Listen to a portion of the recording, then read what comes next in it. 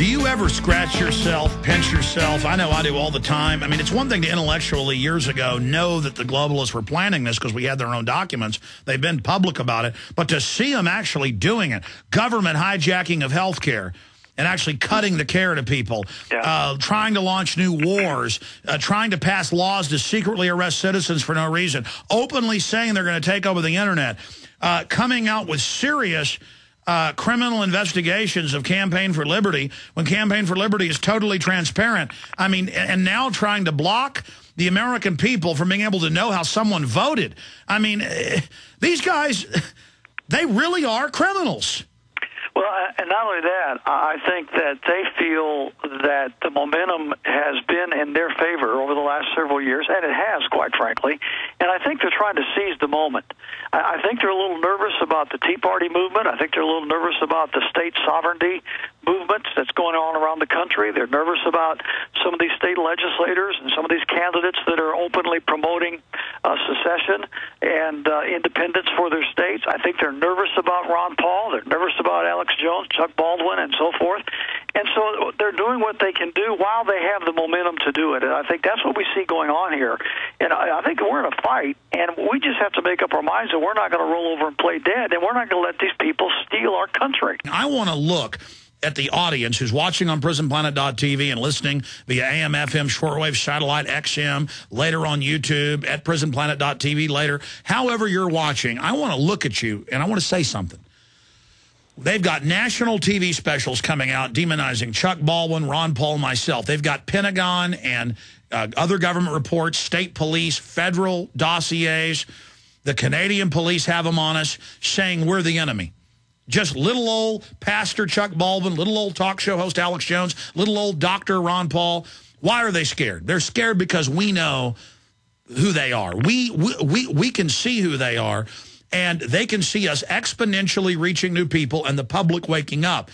And as the darkness falls, they want to confiscate our candles because our little lights are getting brighter and brighter.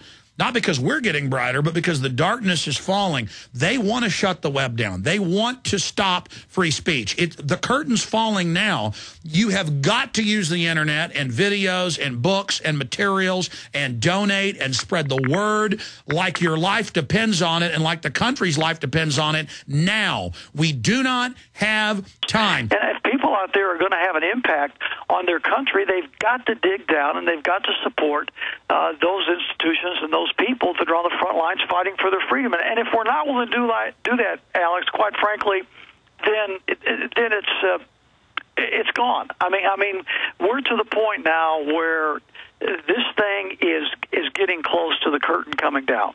And I know you know that, and I know a lot of your listeners know that, but I've just got to say that. We are getting close. I mean, this thing is escalating exponentially in a way that I, quite frankly, am a little surprised at. I mean, I knew it was going to grow. I knew it was going to escalate. I had no idea it was going to be this fast. And let's face it, this is not just Barack Obama. You know, we had the same thing going on with Bush, we had the same thing going on with Clinton. But now it's at rocket power. But I mean, now it's I agree with you though. I'm amazed at how fast it's moving, and you've got Sarah Palin now out in Human Events targeting real Tea Party candidates. You've got targeting Ron Paul type candidates, even though she endorsed Rand. She's showing her colors there. The whole system is getting more and more desperate, but now is the time to throw it all on the line, folks. Now is the time to come to the aid of your country. America's never been perfect, but it's a Christian nation. It's been the best in the world, the wealthiest because of the blessings of liberty that God gave us because we did do the right thing. And that engine of freedom is dying, and the choice is being made now. You better be at your city councils, your county commissioners, your water districts talking about this. You better be at the State House. You better be calling to talk radio. You had better not wait to start an organization. You better get out there now and point at this tyranny for what it is and point out this is illegal and wrong. And we had better point out that it is both parties, like Chuck Baldwin said, but under Obama, Chuck, hasn't it gone into overdrive? Oh, yeah, definitely. It's gone into overdrive, no doubt about it. But that's because the foundation was already laid. I mean, I predicted this back in the Bush years. I said that, if Obama's elected, he is just going to expedite everything that's already been laid and put in place. I mean, Bush just laid the table for him. And of course, Clinton did before that. And now that he's got the Congress, he being Obama, he's got the Congress, they're able to implement these things that were put in place back during the Bush years. But it's just exploding. We got the oil thing, which is such a distraction to other things that are going on. I mean, this is not a serious thing down here. I live on the Gulf Coast. We're dealing with what's going on down here with that, up close and personal. So I know what's going on. But there are some other things that are happening that the American people are not seeing, the national news media is not telling us, things that you talk about all the time on your show, Alex. And if the American people don't rise up now to resist, the spirit of resistance, Thomas Jefferson talked about. Stay so there. Come back and tell us about the spirit of resistance. Chuck Baldwin, we got a headline up at prisonplanet.com. Obama wants the oil spill crisis to get worse. He's been under massive pressure to let the oil skimmers in. Now he says he might in the next month because the hurricanes are already there to blow in more oil. Give us your brief take on that, given the whole history of it. I was talking to you in the break. You think there's sabotage. I think Obama and the administration knew about the problems that the BP well had as early as January and February of this year.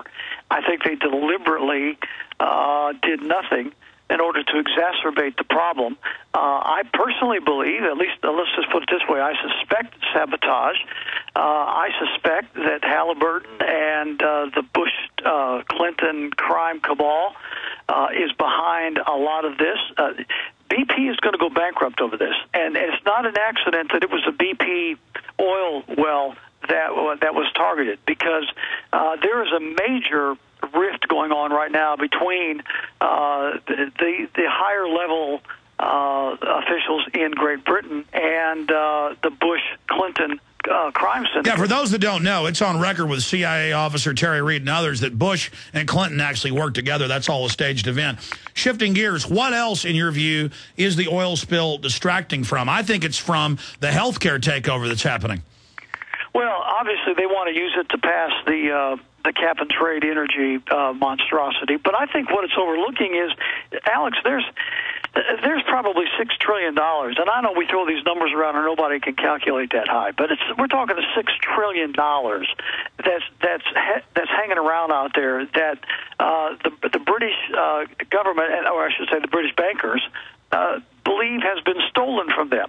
And whenever this well went up and all of the pressure now that's placed upon BP and probably going to go bankrupt, and what that's going to do throughout Britain and Europe, I believe this was a signal by the people that stole that money to say, leave us alone.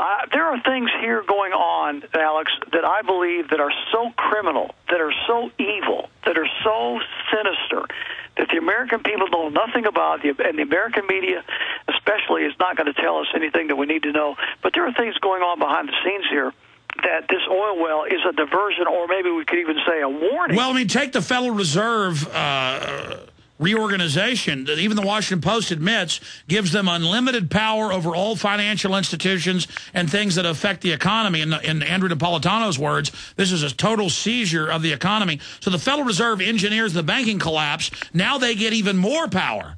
I mean, it's all happening right now. Byrd dying, it has sabotaged that at least for the next few weeks. That's actually a gift from God. I'm not glad he's dead, but that screwed up the passage of it. But, I mean, this is amazing. So it's all happening at once. It is, and it's all happening, I think, in a coordinated effort. I do not believe that these things are isolated instances. I just don't believe that. These things are too big, they are too coincidental, and the ramifications are too monstrous to suggest that this is not something but a design behind it. And I think that's exactly what's going on.